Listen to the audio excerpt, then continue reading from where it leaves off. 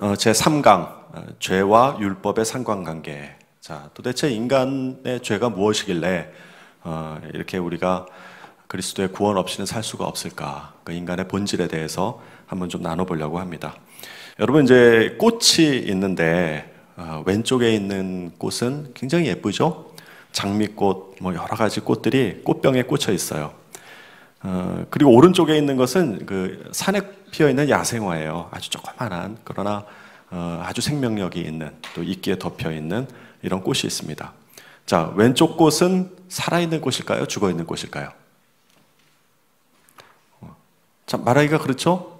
꽃병에 꽂혀 있지만 죽었다고 하기도 그렇고 살았다고 하기도 그렇고 좀 애매해요. 만약에 저 꽃을 다시 뿌리를 내릴 수 있는 꽃이라면 흙에다 심으면 살아날 수도 있는 그런 꽃도 있어요.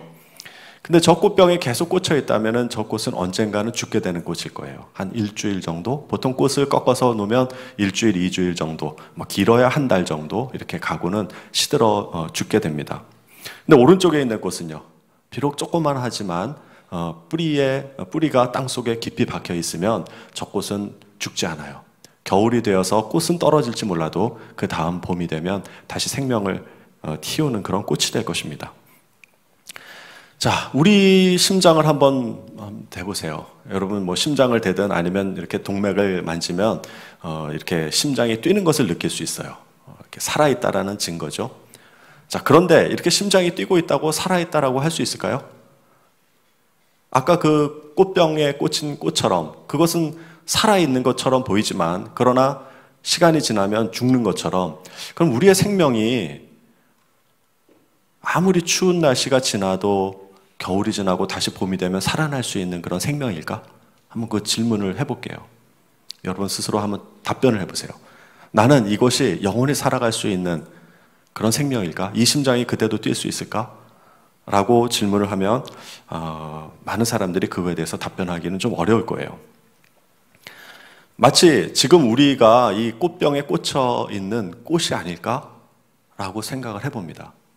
언젠가는 죽을 수밖에 없는 그런 삶이라고 하는 거죠. 여러분, 이렇게 영원의 시간이 있습니다. 과거가 언제부터 시작이 되었는지 우리는 잘 알지 못해요. 물론 성경에는 그 시작의 점이 있죠. 언젠가는 무엇인가가 시작이 되었겠죠. 우리는 이 아주 짧은 순간을 지금 살고 있어요. 그리고 이 시간은 미래로 계속 갈 겁니다. 우리가 죽던 안 죽던 이 시간은 끊임없이 갈 거라고 생각을 해요. 그런데 우리가 짧게 살고 있는 이 현재, 이 시점이 우리의 미래를 결정한다면 우리가 살고 있는 이 삶을 헛되게 살 수는 없을 거예요. 근데 성경에서는 그렇게 얘기를 하고 있습니다. 우리가 이 짧은 현재의 삶에서 어떻게 하느냐에 따라서 영원한 생명이 주어지기도 하고 영원한 벌이 주어지기도 해요. 이것이 성경에서 말하는 것입니다. 자, 그래서 우리가 제일 그럼 중요한 게 뭐예요? 요 짧은 순간 우리가 죽기 전에 해야 할 가장 시급하고도 중요한 것이 무엇이냐 하면 영원한 생명을 얻는 것. 저는 이렇게 생각을 합니다. 자, 그래서 우리가 이제 창세기부터 한번 쭉 그 말씀을 읽은 다음에 이 흐름을 좀 잡아보도록 할게요. 창세기 1장 1절에는 하나님이 태초에 천지를 창조하시니라 이렇게 선언을 하고 가요. 성경에서는 하나님이 어떻게 천지를 창조했는지에 대해서는 얘기하지 않아요. 과학적으로 설명하려고 하지 않습니다. 단지 선포할 뿐이에요. 태초에 하나님이 천지를 창조하시니라 이렇게 선포를 하고 시작을 합니다. 그 논쟁의 여지는 지금까지도 논쟁의 여지가 있고요. 수많은 그런 의견들이 있어요. 그러나 하나님은 절대 그거에 대해서 해명하거나 말씀하지 않으시고 선포를 하고 가십니다. 자, 그리고 6일 동안에 이제 천지를 창조하시죠. 자, 그런데 사람을 창조하는 것은 조금 남다릅니다. 말씀에 보면 창세기 1장 27절 말씀을 보면 하나님이 자기 형상 곧 하나님의 형상대로 사람을 창조하시되 남자와 여자를 창조하시고, 하나님께서 다른 동물들과 다른 것들을 지을 때는 쓰지 않았던 표현을 사람을 지을 때는 이렇게 표현하고 있어요. 뭐대로 창조를 했냐면 하나님의 형상대로 창조했다. 이 형상이라고 하는 것은 다양한 의미를 가진다고 봐요. 영어로는 image라고 하는데 image라고 하는 것이 뭐예요? 정말 눈에 보이는 어떤 보이는 그런 형상일 수도 있고 성품일 수도 있고 또 눈에 보이지 않는 여러 가지 것들을 표현하는 거라고 생각을 합니다. 자, 창세기 2장 7절 공동 번역에는 조금 더 이게 잘 표현이 되어 있습니다. 야훼 하나님께서 진흙으로 사람을 빚어 만드시고 코에 입김을 불어넣으시니 사람이 되어 숨을 쉬었다. 여기에 아주 구체적으로 진흙으로 사람을 빚어 만드셨다고 그래요. 마치 사람이 도자기를 빚어서 만들듯이 하나님이 우리를 진흙으로 빚어 만드셨다는 거예요. 굉장히 구체적으로 묘사되어 있죠. 그리고 코에 입김을 불어넣으시니 사람이 되어 숨을 쉬게 되었다. 이렇게 표현하고 있습니다. 자, 그리고 창세기 1장 31절에는 하나님이 지으신 그 모든 것을 보시니 보시기에 심히 좋았더라. 이렇게 표현하고 있어요. 하나님이 다른 동물들, 다른 세계를 창조하신 다음에는 저녁이 되며 아침이 되니 하나님 보시기에 좋았더라. 이렇게 되어 있는데 마지막에 인간을 만들고 다 마무리하는 최종 감상문에는 심히 좋았다. 이렇게 표현을 해요. 심히 좋았다. 정말 좋았다. 정말 좋았다라는 게 의미가 뭘까? 하루는 제 딸이 전화가 와가지고요. 아빠, 제가 하루 종일 만든 게 있는데요. 그 애니메이션에 이제 뭔가 이렇게 관심을 가지고 이걸 하루 종일 만들었대요. 순간 정말 찰나에 지나가는 이 코끼리가 걸어가는 이 모습. 이걸 애니메이션으로 만들어가지고 너무 기뻐하면서 전화가 왔어요. 그래서 뭐야? 그리고 카톡으로 보냈는데 이렇게 걸어가는 거예요. 불과 몇 초도 안 걸어가는 요 짧은 거를 하루 종일 만든 거예요. 그리고 그렇게 좋아하더라고요. 근데 여러분 그런 적 있죠? 내가 뭔가 어떤 작품을 만들었을 때 남들이 보기에는 별거 아닌 것 같아. 근데도 내가 만들었기 때문에 거기에 참 애정이 가고 아주 좋아서 그걸 옆에다 두고 싶고 가지고 싶고 이런 것들이 있잖아요. 그러니까 내가 했기 때문에 그게 좋은 거예요. 근데 이걸 심히 좋았다라고 하는 건 그럼 도대체 뭘까? 자, 여기 여러분이 결혼을 해서 아이를 낳는데 아이가 계속 이런 표정만 하고 있다고 생각을 해보세요. 하루 이틀도 아니고 뭐라 그래도 이렇게 뚱한 표정, 그리고 잘 쳐다보지도 않고. 여러분 이게 이러면은 부모로서 굉장히 걱정될 거예요. 이런 표정을 한다고 생각을 해봐요. 아무리 내가 낳고 내가 만들었다고 하더라도 참 걱정될 거예요. 좋지 않고. 자, 이건 어때요? 보기만 해도 웃기죠, 지금. 그냥 이 얼굴 자체를 바라보는 것만으로 너무 좋지 않아요?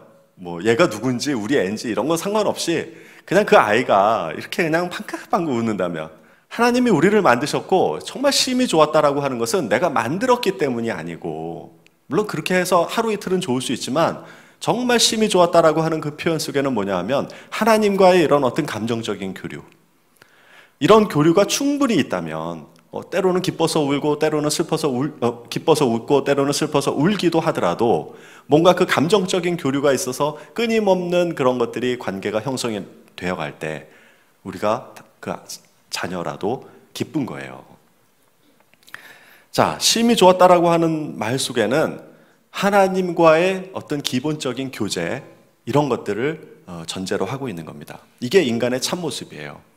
그래서 하나님의 창조의 일부를 관리하고 다스리고 또 세상을 정복하고 다스리고 하나님의 영광을 위해서 살고 끊임없는 교제 가운데 있을 때 하나님께서 정말 심히 좋았다, 이런 표현을 하는 거라고 생각합니다.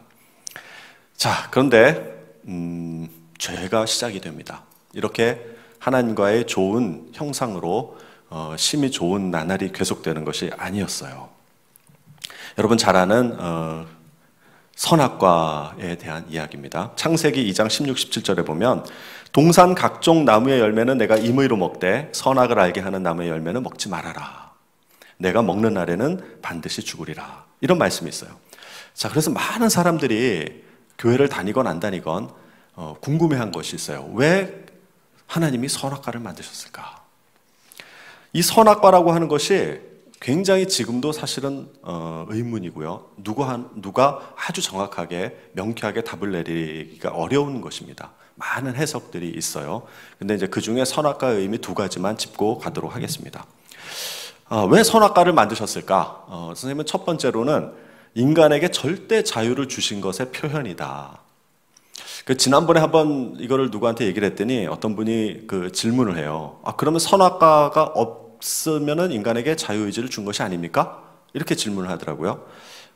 근데 그렇지는 않은 것 같아요. 하나님이 선악과를 주기 전에 인간을 만들었어도 뭔가 본인에 의해서 선택할 수 있는 자유의지를 주었을 거예요. 그 의지 자체를 안 준 것은 아닌데, 그러나 그 자유의지로 무엇을 반할 수 있는 그런 것들이 없었죠. 그러니까 그게 표현이 안 됐던 거죠. 예를 들면 내가 무엇을 먹을까, 아니면 누구에게 무엇을 이름을 지어줄까, 이런 것들은 자유의지가 있는 거죠. 그러나 궁극적으로 무엇이 하나님 앞에서 하나님의 말씀을 거역할 수 있는 절대 자유의지는 이 선악과 때문에 생기는 거예요. 그래서 선악과의 의미 중에 하나는 하나님의 말씀을 거역할 수 있는 선택권까지도 인간에게 주기 위한 것. 어떻게 보면 참 굉장히 큰 선물을 우리에게 주신 거예요.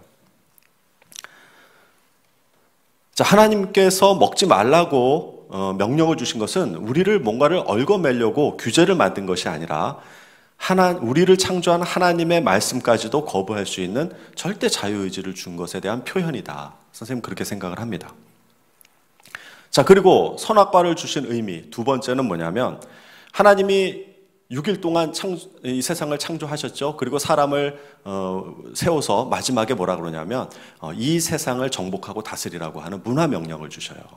그러니까 우리는 그 하나님과 피조물 사이의 중간자적 입장에서 하나님과의 교제를 하면서 피조세계, 즉 동물들과 다른 식물들, 그리고 이 땅을 정복하고 다스리는 그런 관리자의 입장이에요. 근데 이 정복하고 다스린다라고 하는 표현이 약간은 정복이라고 하는 것을 막 이렇게 힘으로 착취하고 억압해가지고 내가 원하는 것을 이렇게 얻어내는 그런 의미로 잘못 해석이 되었다라는 거예요. 사실은 그런 게 아니에요. 하나님의 그 창조 질서에 따라서 철저하게 잘 관리하는 목자적인 그런 마음으로 이 세상을 정복하고 다스리라고 하는 의미, 그런 의미로 우리에게 그 명령을 주신 거예요.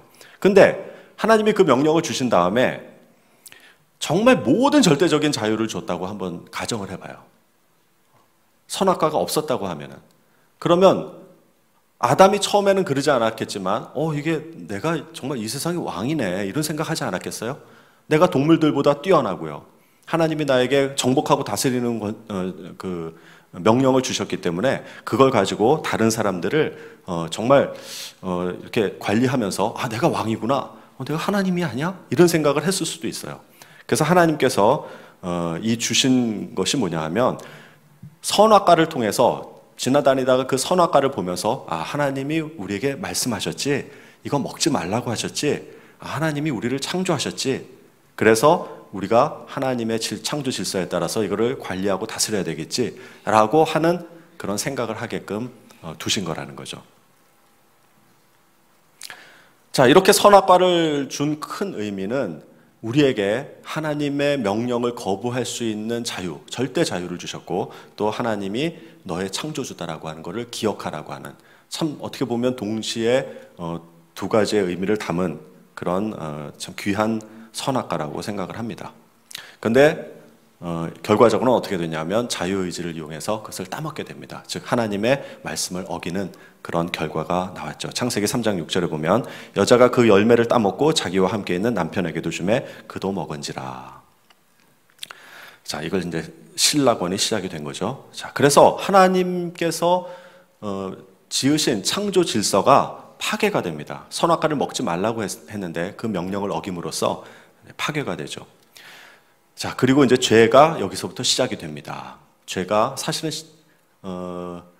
이게 선악과를 따먹은 그 자체, 명령을 어긴 것이 자체인데, 그 자체가 죄인데 거기서부터 굉장히 죄가 많은 것들이 파생이 돼요. 그래서 오늘은 이 죄에 대해서 좀 더 깊이 있게 다루고 말씀을 나눠보려고 합니다.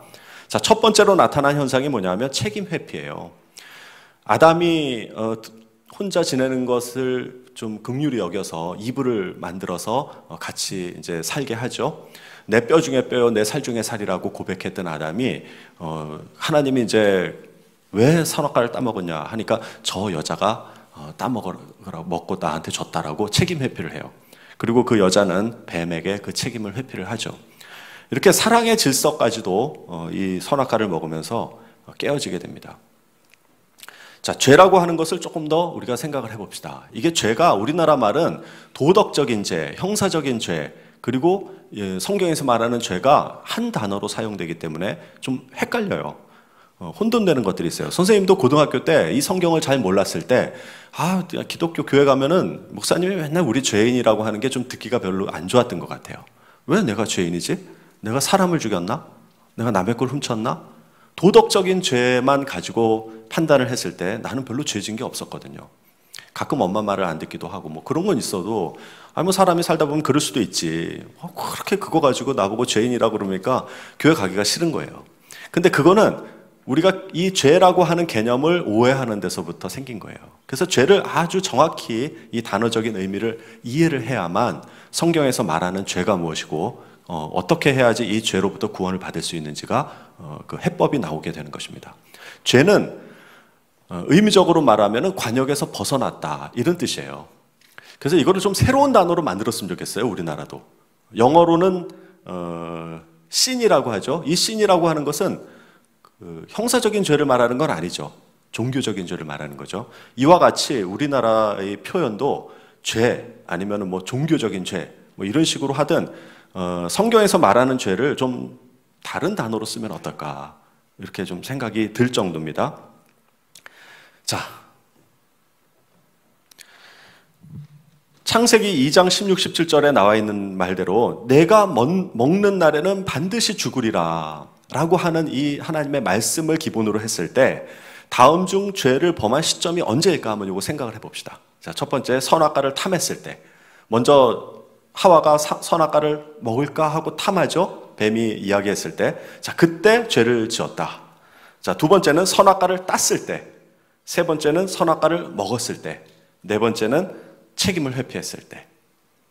자, 이렇게 네 가지의 사지선다형이 나왔다 그러면 몇 번이 죄를 범한 시점이 될까요? 물론 뭐 이거를 논하는 게 의미 있는 건 아니에요. 근데 이것이 가지고 있는 중요한 의미가 있어요. 자, 1번 선악과를 탐했을 때다. 손 들어보세요. 자, 2번 선악과를 땄을 때다. 3번 선악과를 먹었을 때다. 4번 책임을 회피했을 때다. 뭐 정답이라고 굳이 얘기하면은 선악과를 딱 먹었을 때예요. 자, 지나다니면서 저 선악과가 하나님 먹지 말라고 했지.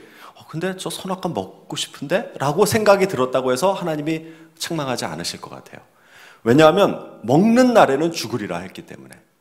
그러니까 선악과를 탐하는 그 순간 이건 아니야. 내가 탐하지 말아야지 라고 회복할 수도 있죠.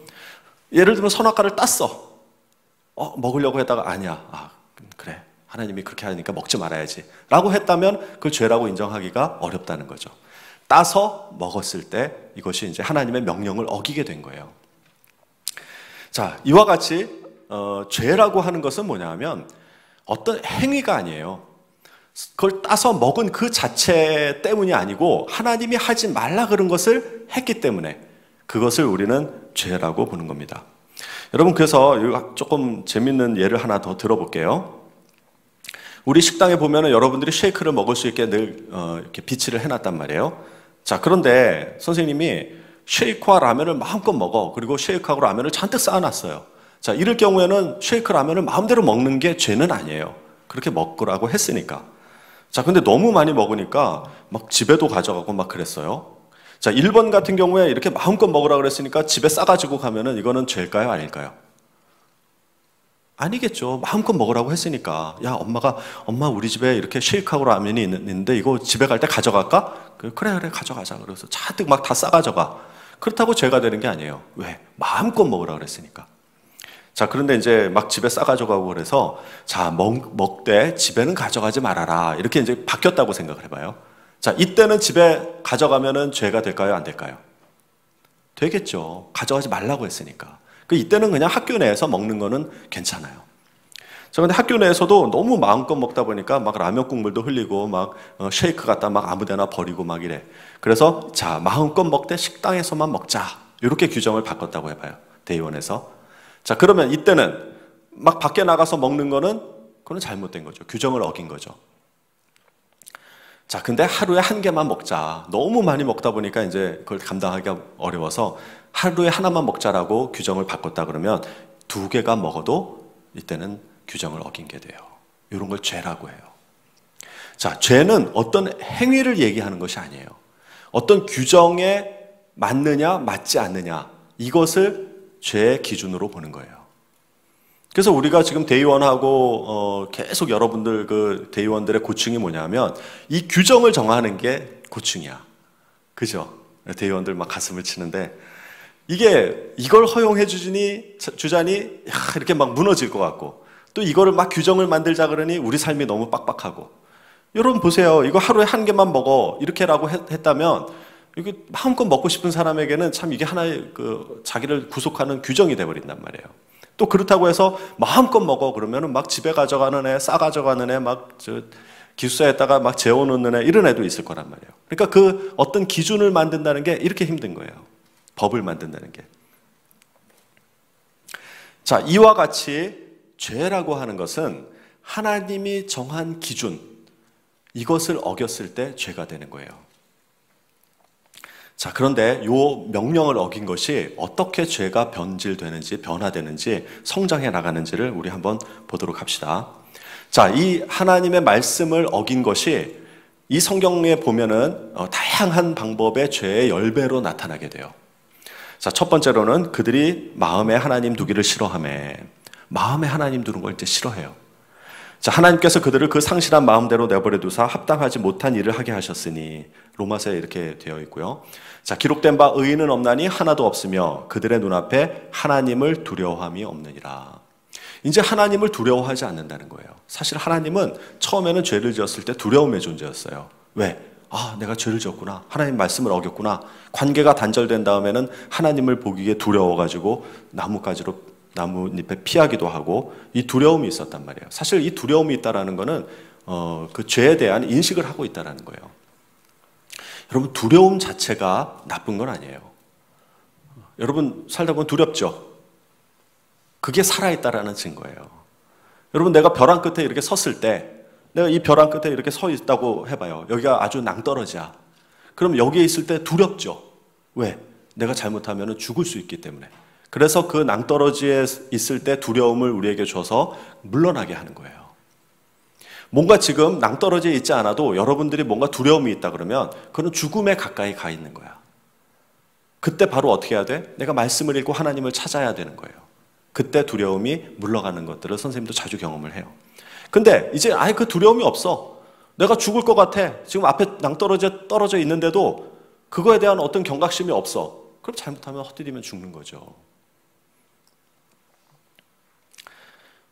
자, 시편 10장 3절에 보면 악인은 그의 마음에 욕심을 자랑하며 탐욕을 부리는 자는 여호와를 배반하여 멸시하느니라. 이제 두려워하지 않는 정도가 아니라 여호와를 멸시해버려요. 하나님? 아유, 그런 게 어딨어. 그냥 내 멋대로 살아. 야, 하나님 있으면 데리고 와봐. 이런 소리 하는 사람 많아요. 자, 시편 14절 1절 보면 어리석은 자는 그 마음에 이르기를 하나님이 없다 하도다. 이제는 하나님을 멸시하는 정도가 아니라 아예 무시, 생무시야. 야, 이거 정말 무서워요. 사실은 관계에서 저 사람을 싸우고 좋아하고 하는 거, 이거는 다 어떤 관계를 형성해 나가는 건데 쌩 까는 거는 좀 이거는 여러분 그런 경우 많죠. 친구들하고 살다 보면은 언제부턴가 그냥 좀 관계가 어색해지는 정도가 아니라 아예 쌩까 없는 사람을 취급을 해. 하나님이 없다라고 사람들이 그렇게 할 때 하나님 기분이 어떻겠어요? 그러니까 아예 하나님이 없다라고 하는 거예요. 뿐만 아니고 악인은 그의 교만한 얼굴로 말하기를 여호와께서 이를 감찰하지 아니하신다 하며 그의 모든 사상에 하나님이 없다 하나이다. 여호와께서 이 세상 감찰하지 않아. 아예 쌩 까는 것뿐만 아니고 모든 사상에 하나님이 없다라는 걸 이야기하고 다른 사람에게 그 사상을 전파를 해요. 여러분, 그 결과가 뭐냐면 이런 이론들이에요. 지금 우리의 그 현대의 어떤 많은 문화적인, 과학적인 그 조류들이, 흐름들이 하나님이 없다라고 하는 것에서부터 나온 것들이 많아요. 우리가 알게 모르게 그런 것들이 너무 많아요. 이미 그 진화론이라고 하는 거, 진화론이라고 하는 것은 하나님이 없다라고 가정을 하니까 뭔가를 만들어내는 거예요. 우주가 어떻게 시작됐는가? 빅뱅 이론에 의해서 지금 만들어졌다라고 하는데 그 빅뱅 이론은 하나의 가설일 뿐이에요. 여러분, 이 가설이 틀린 것도 되게 많아요. 그리고 빅뱅 이론이 잘못됐다라고 하는 이론도 지금도 수없이 많이 일어나고 있어요. 그러나 그런 것들이 다루어지질 않아요. 왜? 이미 주류 과학자들이 빅뱅 이론을 가지고 자기네들의 성을 다 구축을 해놨기 때문에 그래요. 얼마 전에 우리나라 그 교수, 연대 교수님이 뭘 발표했느냐? 암흑 에너지가 없다. 굉장히 오랫동안 이 우주를 연구를 해봤는데, 이 우주에 이 돌아가는 어떤 그거를 가만히 연구를 해보니까 눈에 보이는 별들의 질량만 가지고는 이 돌아가는 것을 절대로 설명할 수가 없는 거예요. 그래서 사람들이 어떻게 생각했냐면, 눈에 보이지 않는 뭐 엄청난 질량을 가진 에너지가 있을 거야. 암흑 물질이 있을 거야.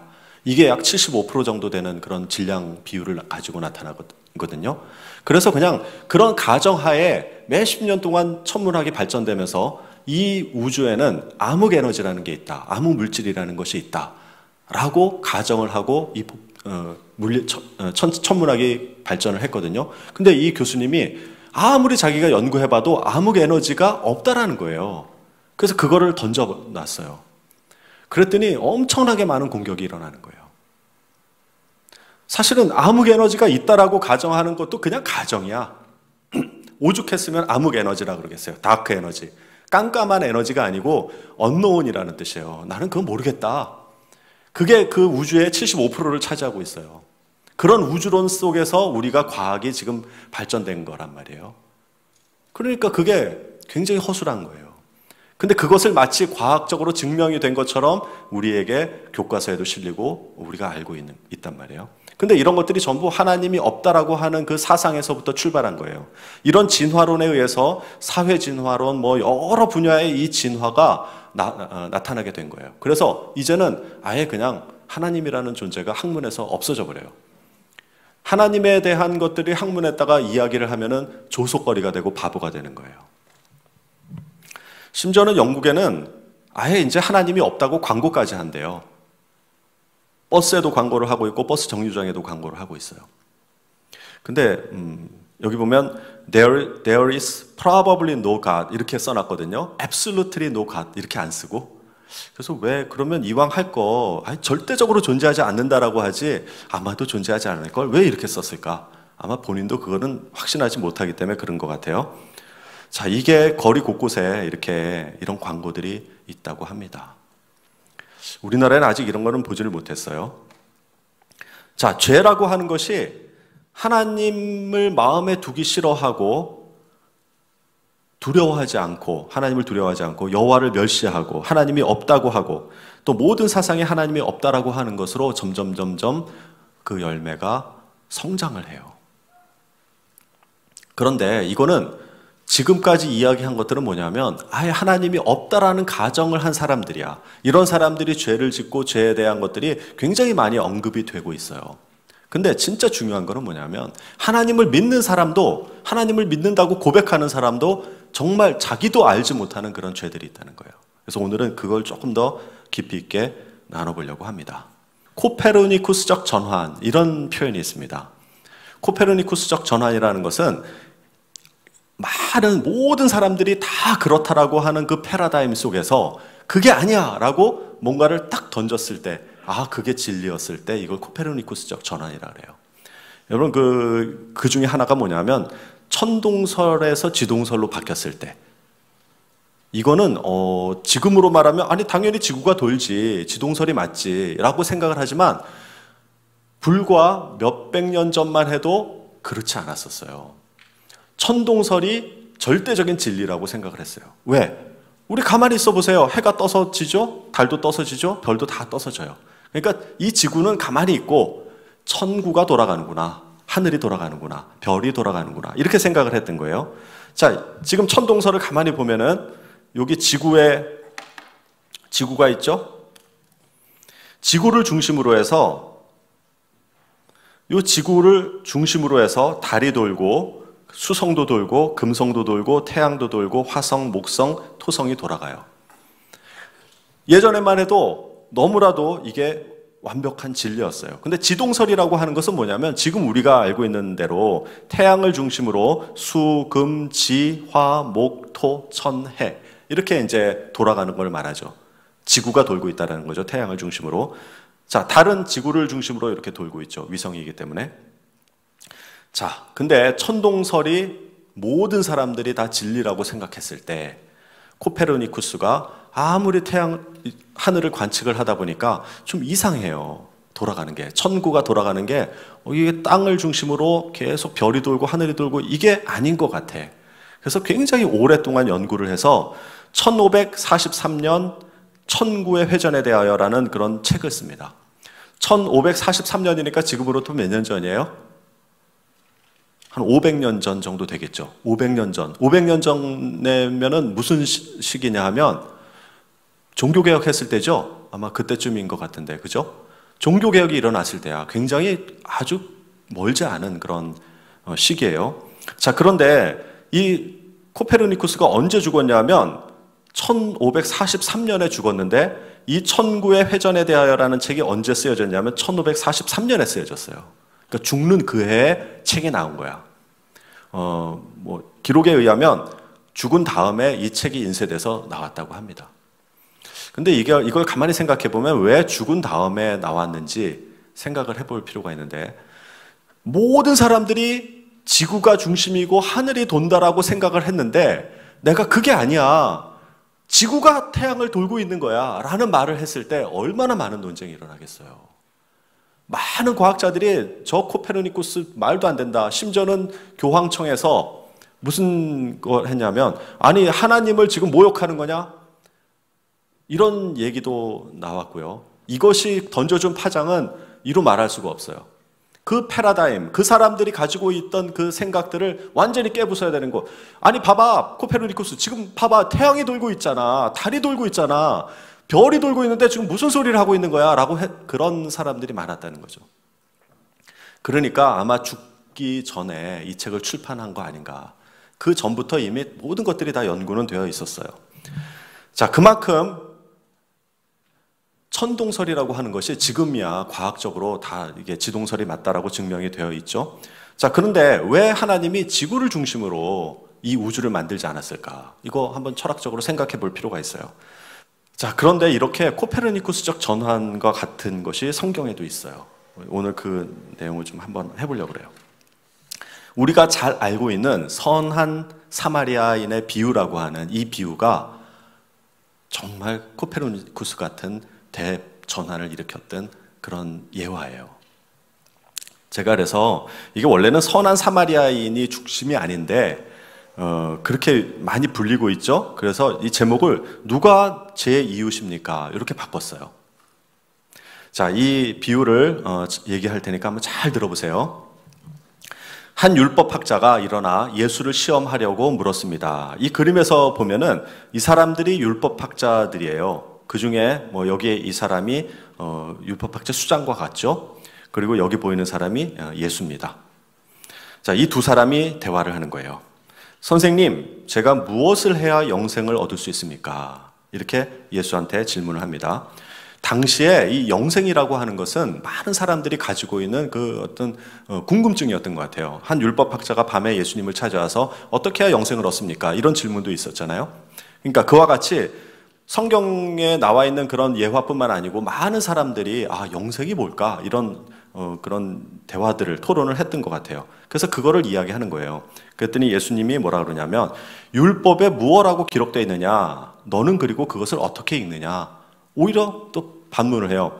영생은 이런 거야 라고 얘기하지 않고, 그 성경에는 뭐라고 기록되어 있는데? 이렇게 질문을 하니까, 내 마음을 다하고 내 목숨을 다하고 내 힘을 다하고 내 뜻을 다해 주 너의 하나님을 사랑하라 했고, 또 내 이웃을 내 몸과 같이 사랑하라고 했습니다. 율법학자가 이렇게 이제 역질문을 받으니까 이렇게 답변을 한 거죠. 예수님이 내 대답이 옳아. 그대로 행하면 내가 살 것이야. 이렇게 끝나요. 그러니까 지금 영생이 무엇입니까? 라고 질문을 하면 예수님이 영생은 이런 거야 라고 했을 때 다시 율법학자들은 나는 이렇게 생각합니다. 영생에 대해서 막 토론을 하려고 그랬는데 그냥 예수님이 성경에 뭐라 기록되어 있는데? 이렇게 기록되어 있습니다. 그래, 맞아. 네 말이 맞아. 그럼 그렇게 해. 이렇게 그냥 되게 싱겁게 그냥 퉁 치버린 거예요. 이런 상황이에요.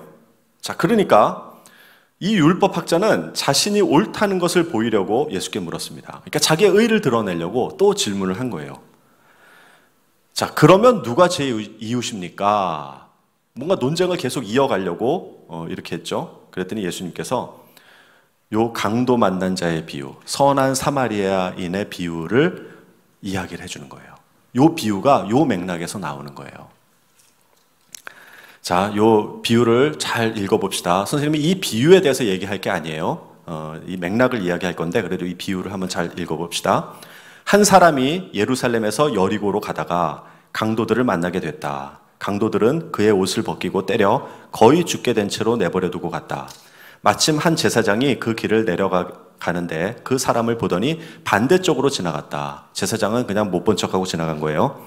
이와 같이 한 레위 사람도 그곳에 이르러 그 사람을 보더니 반대쪽으로 지나갔다.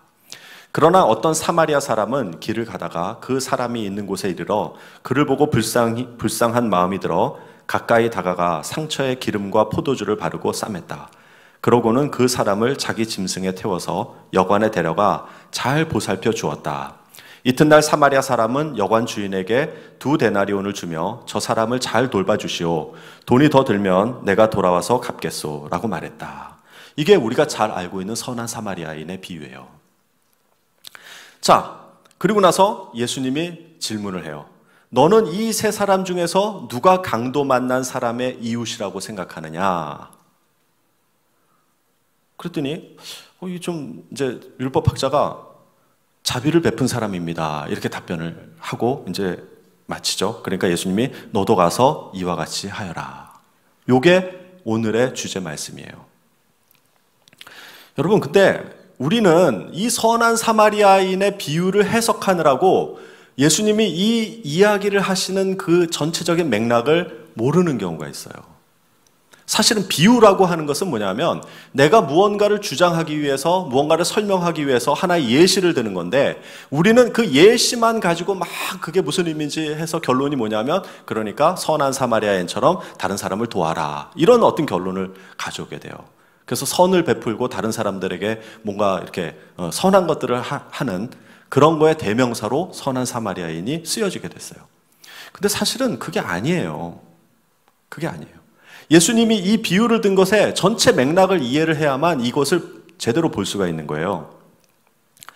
자, 그 시대적인 상황을 가만히 한번 봅시다. 이 율법학자 또는 바리새인, 서기관이라고 대표하는 성경에는 이 사람들을 이렇게 묶어서 이야기하는 경우가 많아요. 물론 각각 역할들은 조금씩 달라요. 예를 들면 신학교 대학 원장, 목사님, 총회, 총회장, 이런 식의 어떤 그런 거죠. 그러나 이 율법학자 바리새인 서기관들의 의미하는 것은 뭐냐면 당대 최고의 신뢰와 명망을 누렸던 최고 엘리트를 말하는 거예요. 예로 니고데모, 그 다음에 가말리엘, 바울 이런 사람들이 아주 유명한 종교 지도자였죠. 사도행전 22장 3절에 보면 사도 바울이 어떻게 교육을 받았는지가 나와요. 나는 유대인으로 길리기아 다수에서 났고 이 성에서 자라 가말리엘의 문화에서 우리 조상들의 율법에 엄한 교육을 받았고 오늘 너희 모든 사람처럼 하나님에 대하여 열심히 있는 자라. 그 당시에 사도 바울이 어디에 속했냐면 가말리엘의 문화예요. 소위 굉장히 유명한 어떤 그런 그 학파라고 볼 수가 있어요. 거기에 내가 속했던 사람이야. 그래서 내가 아주 훈련도 어떻게 받았냐? 엄하게 받았다는 거예요. 율법적으로 이 모든 것들을 다 통달하고 모세오경 줄줄줄 외우고 그 다음에 일이라고 하는 것이 무엇이고 그 율법을 하나하나 나눠서 이것이 맞는지 틀리는지를 다 하는 소위 말해서 그 정통 유대교의 최고의 율법에 대해서 공부했던 사람이라는 거예요. 이 사도 바울이 회심해가지고 로마서를 쓰고 많은 서신을 썼죠. 거기에 나타난 것들을 보면 이 율법과 예수님의 사랑이 어떤 의미가 있는지를 정말 논리적으로 잘 정리를 해놨어요. 자, 이와 같이 그 당시에 율법학자 바리새인들은 성경의 바리새인들을 예수님이 계속 이렇게 책망하고 하니까 마치 바리새인들이 이렇게 외식하는 사람 이런 사람으로 비춰지지만 아니에요. 그 시대를 이끌어갔던 최고의 지도자 엘리트 계층이었다는 것입니다. 자, 그래서 요거는 두 가지 경우로 나눌 수 있는데 이거를 조금 더 설명을 하면 이런 거예요. 자, 율법학자 A 상황은 어떤 거냐면 율법학자가 예수님을 시험하기 위해서 이제 질문을 하죠. 선생님, 제가 무엇을 해야 영생을 얻을 수 있습니까? 딱 질문을 했을 때 율법에 무엇라고 기록되어 있느냐? 너는 그것을 어떻게 읽고 있느냐? 네, 성경에는 이렇게 기록되어 있습니다. 너무나도 정답을 얘기를 했죠. 그래, 내 대답이 오라. 그대로 행하면 돼. 하고 예수님이 어떻게 보면은 그 논쟁에 휘말려 들지 않으려고 한 거예요. 너 잘 알고 있네. 너 그대로 해. 너는 율법학자야. 너는 지도지층이야. 엘리트잖아. 너가 다 잘하니까 그대로 하면 돼. 라고 했는데 이 상황이 그 다음에는 어떻게 되냐면 이게 이제 그 율법학자가 조금 싱거워진 거죠. 뭔가 예수님하고 자꾸 논쟁을 해가지고 예수님을 뭔가 좀 이기고 뭔가 논리적으로 우리가 더 우월하다라는 걸 보여야 되는데 싱겁게 그냥 끝난 거예요. 이래저니. 그래서 다음 질문을 하는 거예요. 누가 내 이웃입니까? 자, 여기 보면은 내 이웃을 내 몸같이 사랑하라라고 했잖아요. 그럼 이것을 이제 해야 되는데 이 정의를 해야 되잖아. 내 이웃이 어디까지인지. 누가 내 이웃입니까? 예수님한테 물은 거예요. 자, 그랬더니 그때 이 선한 사마리아 비유를 얘기를 해준 거예요. 사실은 이 율법학자 입장에서는 누가 내 이웃입니까? 라는 질문을 했다라는 것은 뭐예요? 예수님은 내가 생각하기에는 세리나 뭐 이런 창녀 이런 사람도 우리 민족 아니야. 그러니까 우리 이웃이라고 해야 되지 않아? 뭐 이런 대화를 기대를 한 거예요. 그러면 그때 이제 자기네들이 공부한 거 가지고 아니 어떻게 세리가 우리의 이웃이 될 수 있습니까? 당신 미쳤어요? 막 이런 뭔가를 논쟁을 하려고 딱 했는데 갑자기 전혀 생각지도 못한 이 사마리아인의 비유를 탁 들고 나온 거예요. 자, 그리고 이 질문을 하죠. 너는 이 세 사람 중에 누가 강도 만난 사람의 이웃이라고 생각하느냐? 역질문을 딱 받았는데 전혀 예상하지 못한 거야. 나는 이웃의 범위를 가지고 논쟁하려고 했는데 누가 이 강도 만난 자의 이웃이야? 딱 하니까 이 비유를 가만히 보면은 사마리아인이잖아요. 그죠? 자, 그런데 그 당시에 율법학자에게는 이 사마리아인은 개만도 못한 인간이었어요. 그래서 그 사마리아라고 하는 말조차도 하기가 싫어. 그래서 억지로 이 사람이 지금 이게 멘붕이 온 이 카톡을 보냈다고 하면 이런 걸 보냈을 거예요. 원래 정답은 사마리아인입니다. 이렇게 써야 되는데 사마리아라고 하는 말조차 하기 싫어가지고 자비를 베푼 사람입니다. 라고 어거지로 얘기를 하는 거예요.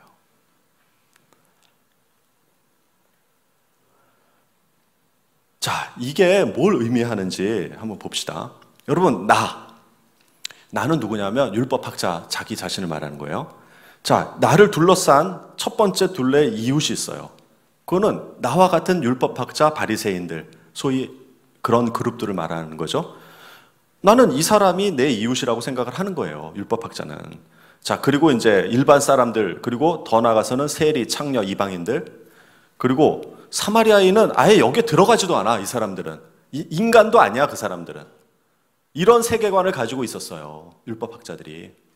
자, 그래서 질문한 거는 뭐냐면 바리새 사람들의 이웃의 범위는 나를 포함한 율법을 잘 지키는 사람들, 하나님의 말씀을 잘 지키는 사람들, 여기까지라고 생각을 한 거예요.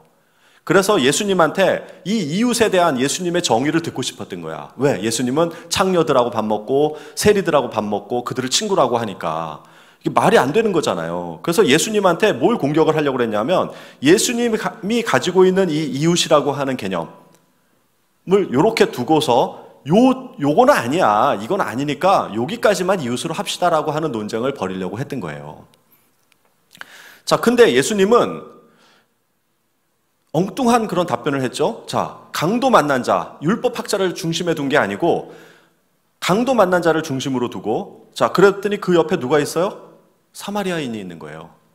그리고 그 옆에는 레위인과 율법학자였는데, 뭐 예를 들면 이제 세리, 창녀, 이방인이라고 하고요. 그 다음에 율법학자 그걸 못 본 척하고 지나갔던 너네들, 제사장, 대제사장, 이런 사람들이 여기에 있다라고 가정을 하고 그 이야기를 한 거예요. 자, 그래서 예수님은 이 이웃의 범위의 문제를 어떻게 바꿨냐면 이웃의 관점의 문제로 바꿔버린 거예요. 참 기가 막힌 거예요. 예수님을 공격하려고 했던 그 율법학자들을 완전히 새로운 코페르니쿠스적 전환에 의해서 관점을 확 바꿔서 얘기를 해버리니까 이 율법학자가 도저히 감당을 못하는 거죠. 더 나아가서 이 강도 만난 자가 누구를 비유한 거냐면 예수님 자기 자신을 비유한 거예요. 그리고 그 옆에 자비를 베푼 사람이 있고요.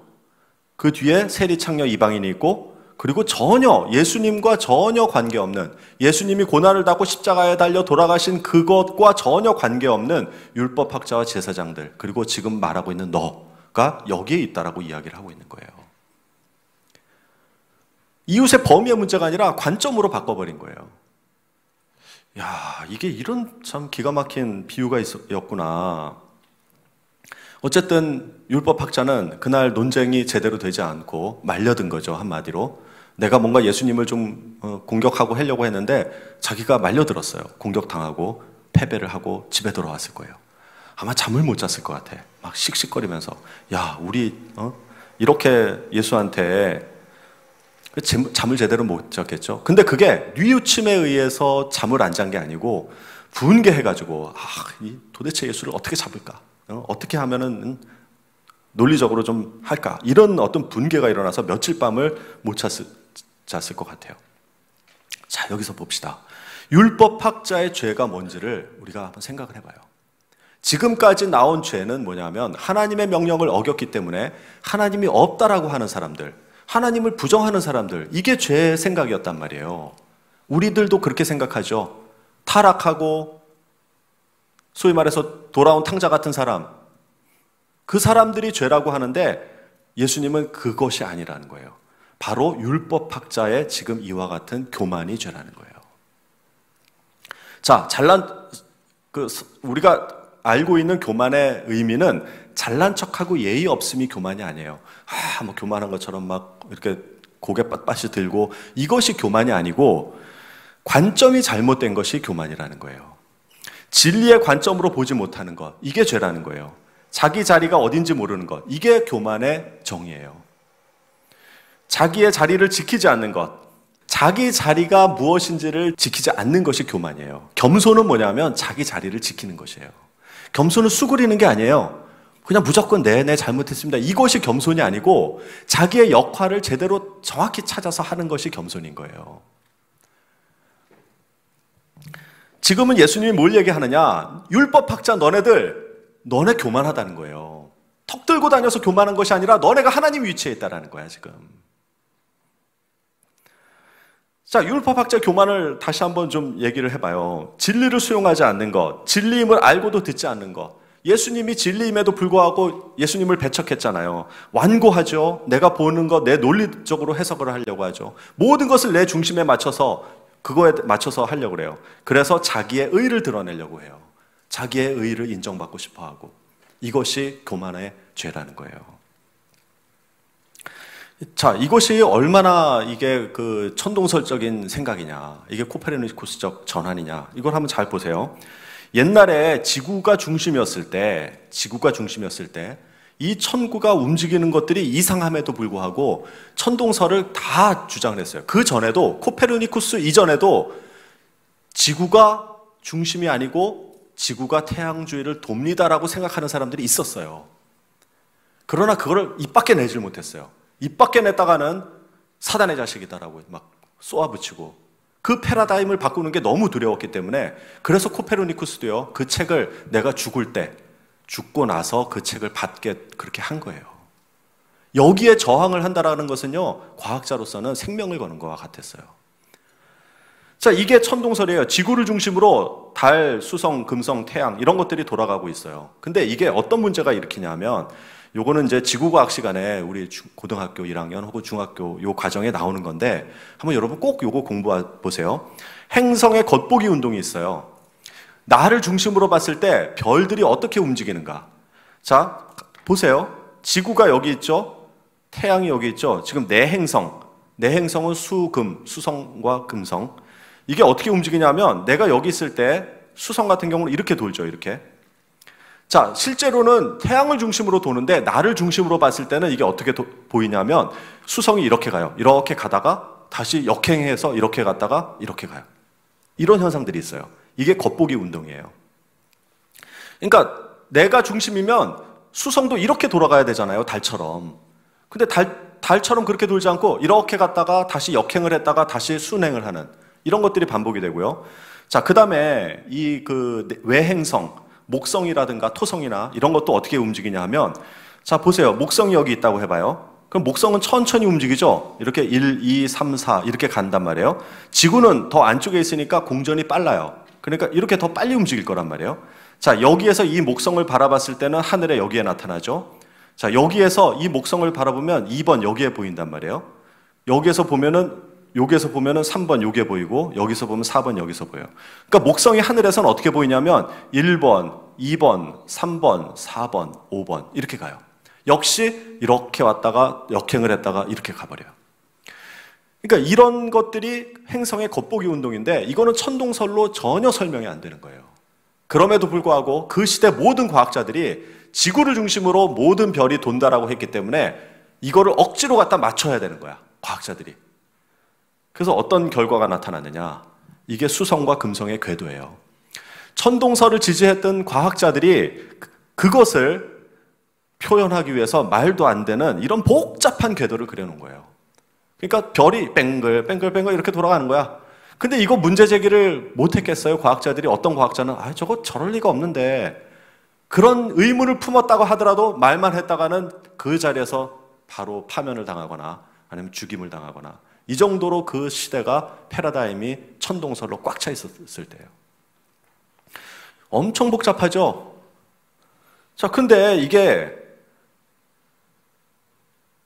나를 중심으로 하기 때문에 그런 거예요. 나를 중심으로 수성을 돌리고 달을 돌리고 태양을 돌리고 목성, 토성을 다 돌리니까 이 복잡한 실타래 같은 것들을 다 연구를 하면서 뭔가 이게 의미 있는 것들을 찾아내고 뭔가 해석을 하고 막 과학적으로 설명을 하고, 이런 것이 그 당시에 과학이었다는 거예요. 근데 나만 돌면 되거든. 내가 돌면 돼.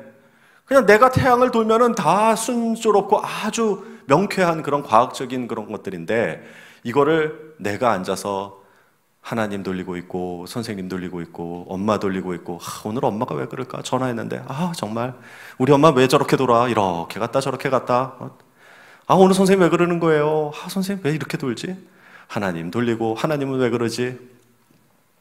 여러분, 그게 내 중심적으로 살 때 이렇게 복잡한 문제들이 생겨나는 거예요. 그거를 왜 저렇게 복잡한지를 설명해야 되고요. 이게 교만이라는 거예요. 당시 율법학자들, 엘리트들이 자기를 중심으로 모든 것을 다 돌려버렸어요. 절대적인 권력을 가지고. 근데 율법학자뿐만 아니고 사실 나도 그래요. 여러분도 그래요. 모든 인간들이 하나님 자리에 앉아가지고 돌리는 거야. 하나님 돌리고 태양 돌리고, 오늘 선생님이 왜 그럴까, 또 오늘 왜 그럴까, 누가 왜 그럴까 돌리고.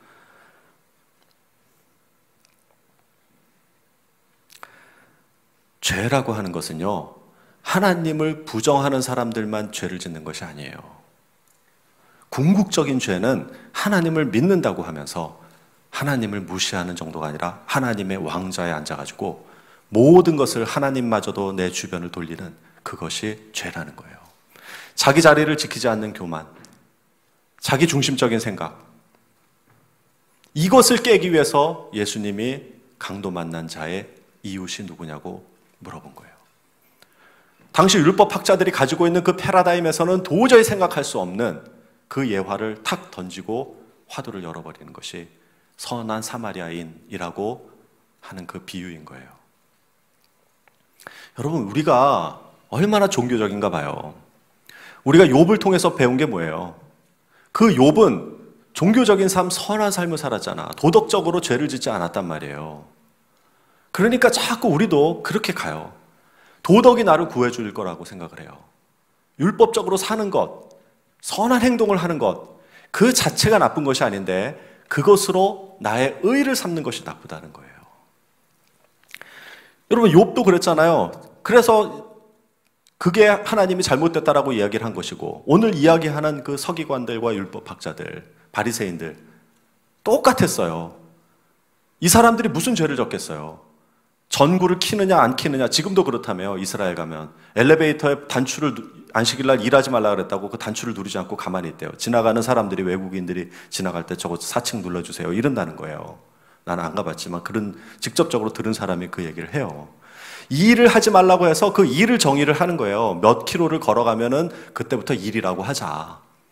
뭐는 일이고 뭐는 일이 아니고 이걸 정해가지고 그거를 다 하나하나 지켜요. 그런 사람에게 사람을 죽이겠어요? 그런 사람들이? 도덕적으로 무슨 완벽한 사람들이 형사적인 그런 죄를 짓겠어요? 남의 거를 가져가겠어요? 절대로 안 해요.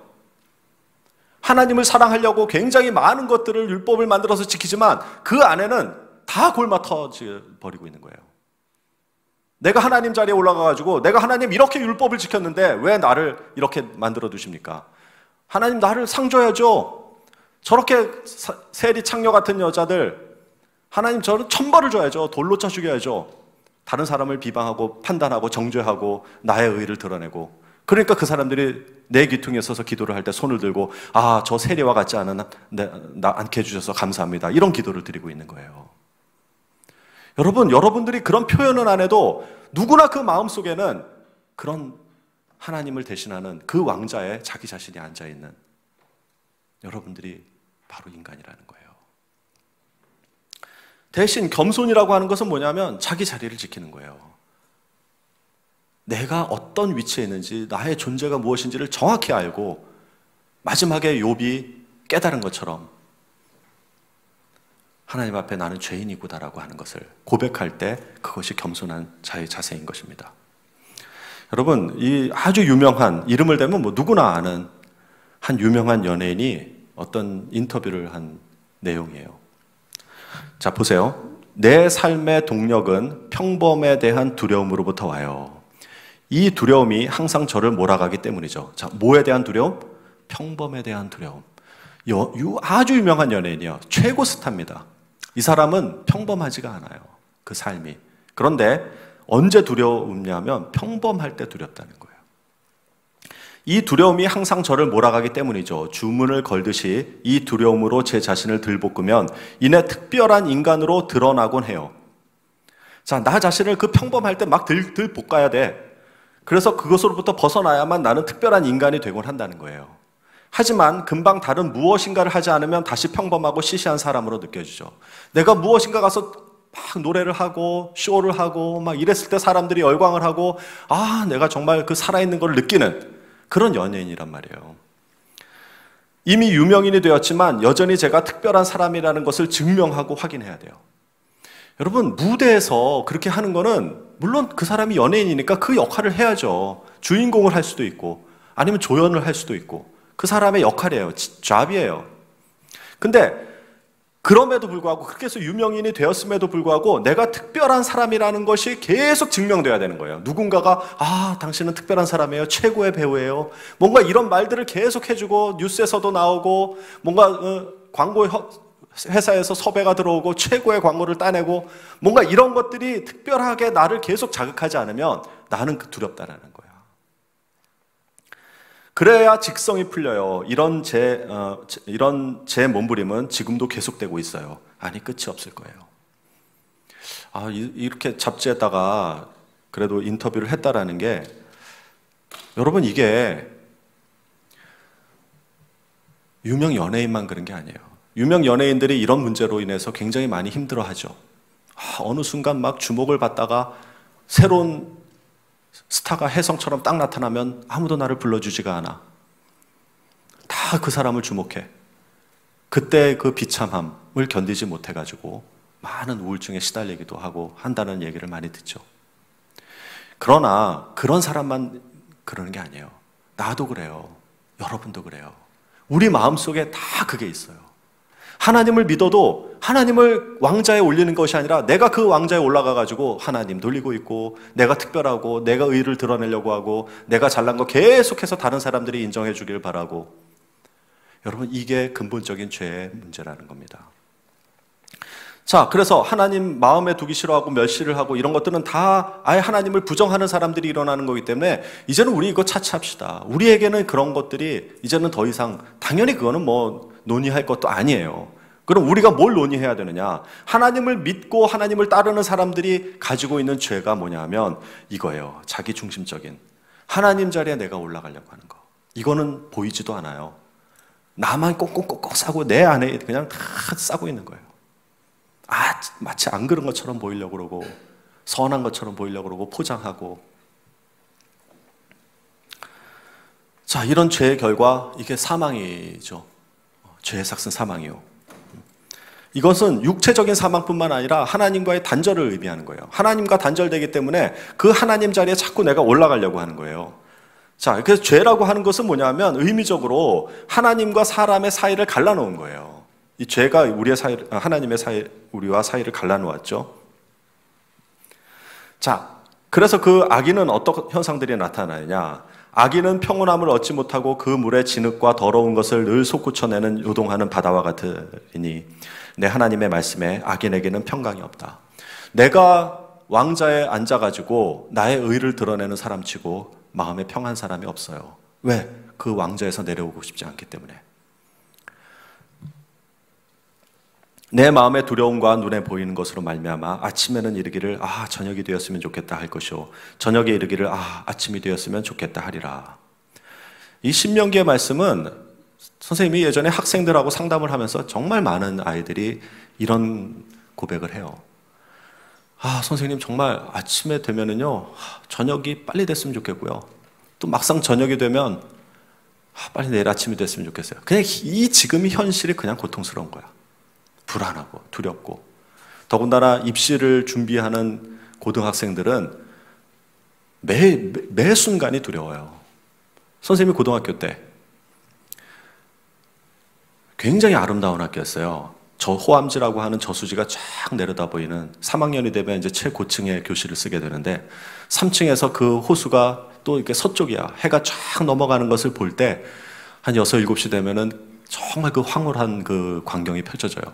정말 저절로 눈물이 나. 그 감수성이 예민할 때, 그거 보면서 무슨 생각을 하느냐 하면 내일 해가 안 떴으면 좋겠다. 왜? 내일 모의고사 보는 날이거든. 여러분, 선생님은요, 선생님뿐만 아니라 지금 여러분의 나이의 고등학생들이 뭘 겪고 있느냐. 이 가방 메고 학원 가가지고 앉아가지고 12시, 1시까지 한 다음에 또 내일 아침에 일어나서 또 학원 가야 돼, 학교 가야 돼. 이 고민하는 사람들이 한둘이 아니에요. 여러분, 그 상황에서 빨리 내일이 왔으면 좋겠다. 이 두려움이 빨리 끝났으면 좋겠다. 선생님 그렇게 생각했어요. 진짜 내일 해가 안 떴으면 좋겠어. 우리의 삶이라고 하는 것은 그 벌, 죄에 대한 그 값을 치러야 될 때 그 전에 심판이 있는, 죽을 수밖에 없는 인간이 죽음을 맞이할 때 그 두려움이에요. 그와 같은 죄, 불안감, 죄책감, 관계가 파괴되고요. 그래서 거짓으로 포장하고 나를 감싸고, 그러나 그 안에는 골마 터지는 그 내면의 그 죄성. 정말. 자, 하나님이 근데 그 죄를 심판하셔요. 하나님이 평균 이하, 이게 아니야. 그냥 모든 사람들을 다 심판하신다고 하잖아요. 이 죽음 앞에는 어느 누구도 그랬으면 얼마나 좋을까. 하나님도 평균 이상은 좀 살고 평균 이하는 죽일게. 이렇게 했다면 어떻게든 잘 살려고 더 노력했을 텐데 그게 아니고 모든 사람에게 동일한 심판. 한 번 죽는 것은 사람에게 정해진 것이요. 죄에 대한 심판을 하십니다. 근데 진짜 한 번 죽기만 하면 어떨까? 예를 들면 딱 한 번만 맞아. 딱 한 번만 맞는다면 그냥 가서 딱 맞고 내 마음대로 해도 되잖아. 그거 굳이 그렇게 공부 안 해도 돼요. 아니, 한 번 맞지 그거. 그럴 텐데 계속 맞아. 이게 무슨 뜻이냐면 하여튼 이게 한 번 딱 심판이 있는 것이 아니고 뭔가 영원한 심판이 있다 그러면 이게 달라진다는 거예요. 만약에 여러분에게 죽음이 끝이야. 그냥 죽음이 그냥 모든 것이 끝나는 걸로 다 끝난다고 생각을 해봐요. 그럼 여러분 인생을 어떻게 살 것 같아? 어떻게 하든 돈 벌어야 되고요. 다른 사람을 등을 쳐먹든 거짓말을 하든 해가지고 이 생에서 풍요롭게 아주 행복하게 살려고 할 거 아니에요. 물질적으로 풍요롭게. 그리고 죽으면 다 끝나는 거야. 그냥 아무것도 없어져. 나도 없어지고 다 모든 존재가 싹 없어져요. 그러면 그렇게 살겠죠. 그러나 그게 아니고 히브리서 9장 27절에는 이렇게 되어 있어요. 한 번 죽는 것은 사람에게 정하신 것이요 그 후에는 심판이 있다는 거야. 이 심판이 두려운 거예요. 여러분 죽고 나면 여러분 속에 있는 그 두려움이 왜 그러냐? 심판받을까 봐 그러는 거예요. 아무 이유가 없는데 두려움에 빠지고.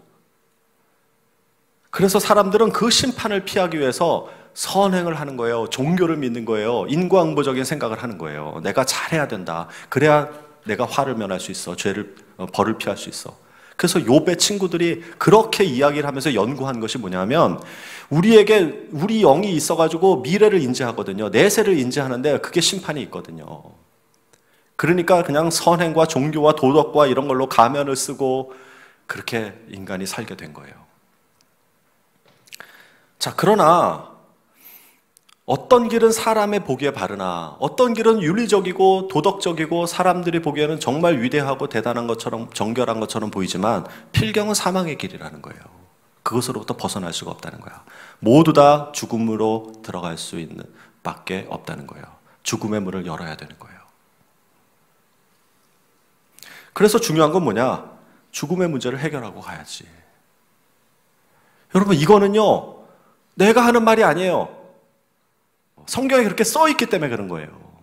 여러분, 반드시 죽음의 문제를 해결하고 가야 되는 거예요. 이게 가장 시급하고 가장 중요한 문제라는 거예요. 욥기가 그러는 거야. 너가 아무리 선행을 가지고 도덕적이고 윤리적인 그런 것들을 가지고 쌓아왔다. 좋아. 그러면 네 오른손이 너를 구원할 수 있게끔 내가 인정하겠다는 거예요. 너가 그렇게 잘났냐? 너가 그렇게 내 자리에 올라와가지고 나를 돌리고 하늘을 돌리고 태양을 돌리고 해왔는데, 정말 그렇다면 네가 네 오른팔이 너를 구원해봐라 이거예요. 네가 스스로 구원해봐라. 자, 이렇게 죽음을 향해 가는 사람들에게 그럼 어떻게 해야 돼? 죽음을 가는 사람들, 죽음의 문턱에 지금 절벽을 향해 가는 사람들이 있다면 어떻게 해야 돼요?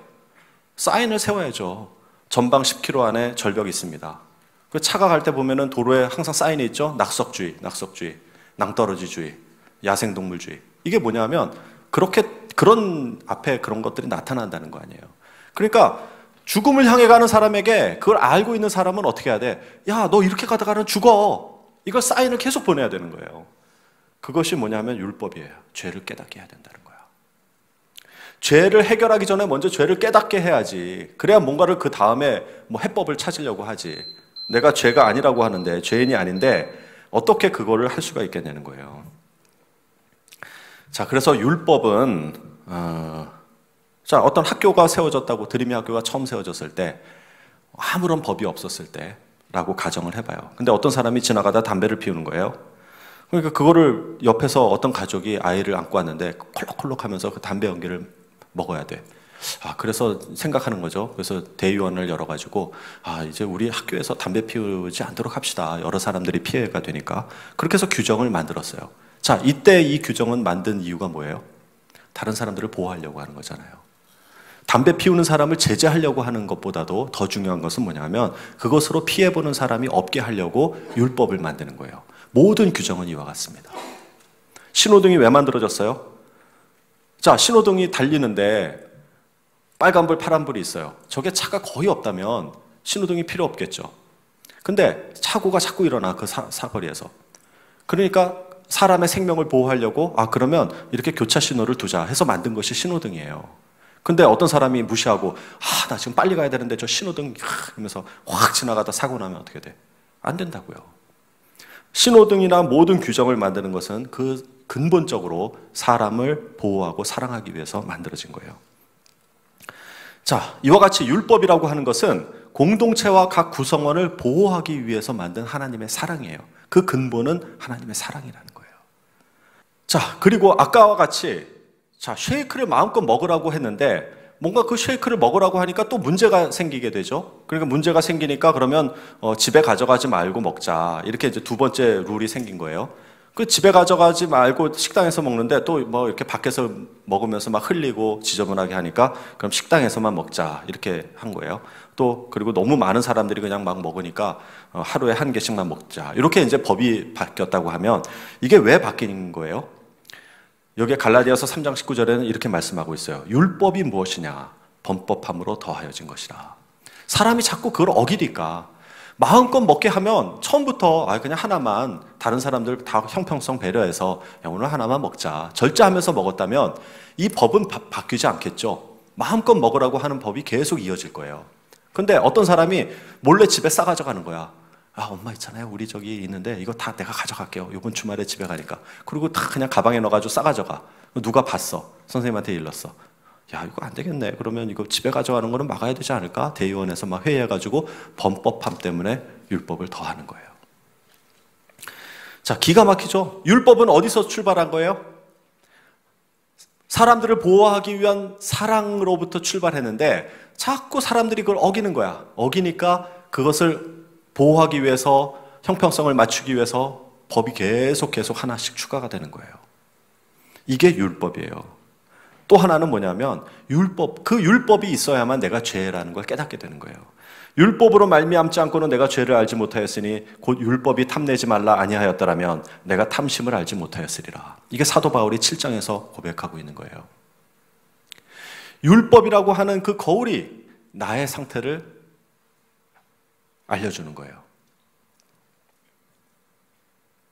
그러므로 율법의 행위로는 그 앞에 의롭다 하심을 얻을 육체가 없나니 율법으로는 죄를 깨달음이라. 율법이 우리를 구원해 주지 못해요. 율법은 우리가 어떤 상태라고 하는 것을 알려줘요. 그 율법이 있으니까 내가 이건 잘못하고 있는 거구나 라는 걸 깨닫게 하는 것밖에 못해요. MRI 같은 거죠. MRI. 내 안에 쇳덩어리가 있는, 암덩어리가 있는 것을 알려주는 역할. MRI가 그걸 치료하지는 못하잖아요. 모든 입을 막고 온 세상으로 하나님의 심판 아래 있게 하려 함이라. 율법을 갖다 대면은 어느 누구도 그거에 대해서 자기가 의롭다라고 주장할 수가 없다라는 거예요. 자, 이와 같이 율법은 두 가지의 의미가 있습니다. 공동체의 각 구성원을 보호하기 위한 하나님의 사랑이고, 두 번째는 죄를 깨닫게 하는 거울이에요. 자, 이와 같이 죄가 장성을 하고 열매를 맺어가고 우리 안에 있는 그 누구도 피할 수 없는 그런 쇳덩어리들이 있는데, 이제 여기서 절망하는 거야. 율법까지만 있을 때. 그래서 우리 이제 4강에서는 이 율법이 우리를 어떻게 절망시키는가, 그리고 그거에 대한 해법이 무엇인가 좀 보도록 합시다. 자, 율법이 무엇인지를 아주 기가 막히게 정의해 놓은 게 있어요. 갈라디아서.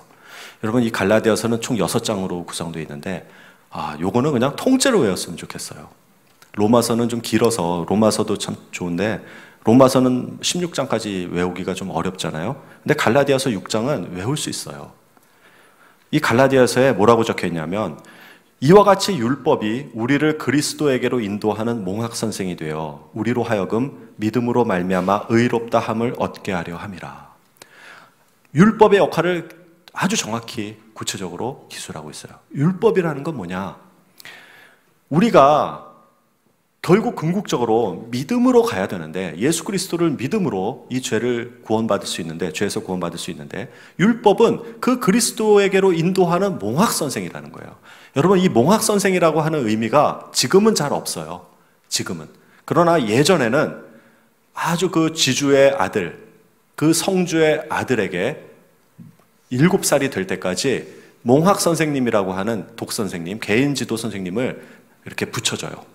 그래서 그 7살이 될 때까지 이 성 주인으로서의 살아야 할 어떤 윤리적인 규례, 또 기본적인 지식, 이런 것들을 가르쳐줘요. 그리고 성인이 되는 순간 몽학 선생은 떠나요. 그래서 이 사람이 성인이 되게끔 만들어주는 그런 가이드를 해주는 거를 몽학 선생님이라 그래요. 지금은 그런 게 없어요. 몽학 선생님이라는 제도, 뭐 개인 과외 선생님 정도? 그러니까 율법이 그런 거라는 거예요. 예수님 앞에 인도할 수 있는, 우리를 데려가서 예수님 문 앞에 딱 갖다 놓을 수 있는 그 역할밖에 못해요. 그러나 그 문을 열고 들어가는 건 누구예요? 그건 이제 우리가 해야 되는 거예요. 예수님이 초대를 해요. 내가 문이니 누구든지 나로 말미암아 들어가면 구원을 받고, 이 말씀을 하십니다. 다음 시간에는 이 율법이 우리에게 주는 그 죄성에 대해서 좀 더 나누고, 예수님의 구원의 문제가 무엇인지를 나눠보도록 하겠습니다. 자, 다음 시간에 또 만나도록 할게요. 기도하겠습니다. 하나님 감사합니다. 참 아름다운 세상을 창조해 주셨고 보시기에 심히 좋은 인간을 만드셨는데, 그 인간이 하나님을 떠나 이렇게 죄된 본질로 살아가게 되었습니다. 참 우리가 하나님의 자리에 올라가서 우리의 의를 드러내고 다른 사람들을 비방하고 정죄하며 그렇게 살 수밖에 없는 인간들입니다. 율법을 바라볼 때 우리는 절망 가운데 있을 수밖에 없습니다. 참 내가 죄인이구나. 그러나 이 율법으로 말미암아 우리가 이 죄로부터 구원받을 수 있는 그 방법을 찾게 하시고 더 나아가 예수 그리스도로 말미암아 우리가 죄 사함을 얻게 하시니 감사합니다. 오늘 배운 말씀을 통해서 우리의 죄를 더 처절하게 알고 예수님을 의지하고 믿음으로 갈 수 있는 우리들이 되게 도와주시옵소서. 예수님 이름으로 기도했습니다.